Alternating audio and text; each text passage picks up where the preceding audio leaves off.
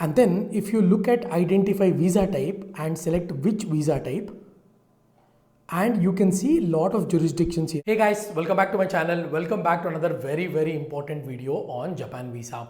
Now I'll be sharing my screen in this video and I'll be showing you guys exactly what I'm talking about. But also I'll be giving you the latest updates on Japan immigration and also what is that one important document that everyone oversees that you should be carrying to VFS when you're applying for Japan visa. So without wasting time, as you can see on my screen, 98% of you who are regularly watching my content are non-subscribers, so kindly hit that subscribe button and support my channel. So first of all guys, if you're new to this channel, I was in Japan just 4 months ago and I've made a lot of dedicated detailed videos about Japan, right from how to apply Japan visa to hotels to day-to-day itinerary, 2 different episodes and also Airbnbs. And I've also given one of the most crucial updates about Japan visa that most of you may face if you give an itinerary somewhere between 10 to 15 days. So please do check out my videos. So coming back to the video, first thing is immigration. So when you're boarding your flight in India, all excited, and when you land in Japan, the first thing that comes in front of you as a hurdle is immigration. So when you're going to immigration, always generate the Japan web QR code. Now what is this Japan web QR code? It's very simple. You have to fill an online form basically and you will get a QR code, and if you show that QR code in the immigration, the gates will directly open and you don't have to spend any minute in immigration. If you do not fill Japan web QR, then what is going to happen is you are going to face lengthier and longer immigrations, and your immigration might take even 2 to 3 hours. My immigration in Japan was only 5 minutes because I had Japan web. The Japan web QR code was with me. I had filled all my previous details and I went into the immigration counter and my immigration was done. No questions asked, nothing asked. But if you do not carry Japan web QR, you must carry your return ticket, you must carry your hotel bookings, everything needs to be submitted manually. But if you fill everything through the online portal and get a QR code, everything will be integrated, so you don't have to carry. Even if you carry, you do not have to show anything separately. Got that guys? Immigration is done. The second thing is the cover letter. Now I'm very happy to share with you, whomever have provided the Japan cover letter, everybody have ended up getting their Japan visas. This is not something that I'm telling by wanted guys. There's been lot of cover letter requests for me from the last 45 to 60 days since I went to Japan, and I have provided cover letters based on the criteria, based on your requirement. So cover letter is something, rather they foresee this and they do not take it very seriously. Please remember, cover letter is 50% of your visa.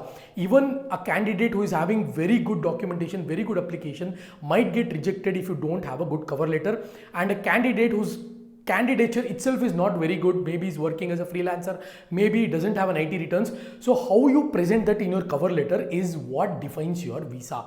Please understand, cover letter is 50% of your visa. If you need cover letters for either Japan or any country Schengen visa, please do ping me on Instagram. I'm going to prepare it to you at a very reasonable cost, cheaper than what you buy a pizza in any Domino's or any Pizza Hut or any shop. It is going to be that cheap, and it plays a very important role. I am only sharing this because I care about your visas getting accepted. So cover letter should be prepared according to your need. Everyone's case is different, everyone's criteria is different, and if you go to ChatGPT, you're not going to get this information. It is based on experience and based on how you submit your documentation. So please do not neglect your cover letter. Now without wasting any time, let's go to my screen. Hey guys, as you can see my screen, if you go to Google and type VFS Japan and then click on the first link that says apply for a visa VFS Global,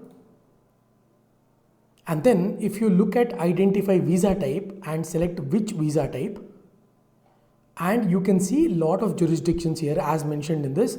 You can see Consulate General of Japan, Mumbai, New Delhi, Kolkata, Chennai and Bengaluru. Now I am primarily from Bengaluru, but if you are from any other city, this video will be very relevant to you. So first of all, let me select Bengaluru in a new tab, and let me select Mumbai for an example in a new tab.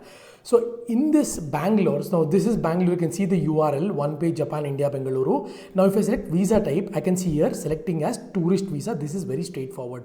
But if I go to Mumbai's VFS page, and select the visa type, I am not getting something called as tourist visa type. So it would be temporary visa for sightseeing with or without guarantor. So this is a major change that you have to look at, and no matter which VFS you take. Now for example, if I go to VFS Kolkata and if I select the visa type, here again it says temporary visitor visa without guarantor.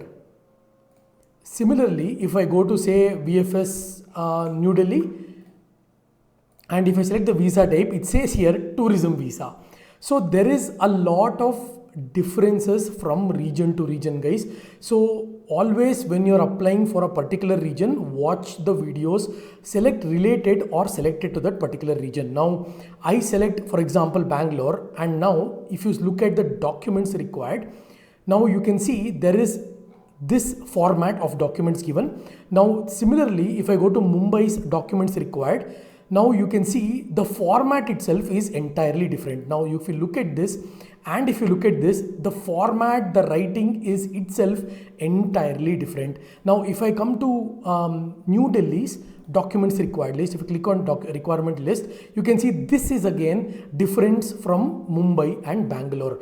So I don't know if this is intentional or if this is non-intentional, guys, but every document required checklist, see, you can again see here this and this, there is a huge difference between the requirements. There is only one, but if you look at Kolkata, the requirement list is more. So I don't know if they've done this intentionally or not. Again, this is completely different. See, when you talk about Japan, ideally you think that okay, Japan should be one and the document required should be one, but if you look at this, it is completely different. Now if you see work from home or remote work, if working location is out of West Bengal, Jharkhand, Bihar, Odisha, all this is not there when you come to Bangalore's checklist. So be very careful in terms of carrying the checklist, carrying the documentation, because what happens is when you go to VFS, they might say that you have taken the wrong checklist or this checklist is exactly not valid. So always, guys, like I've shown in my video, always come to Japan VFS and then select the visa type and then select the country or the closest city rather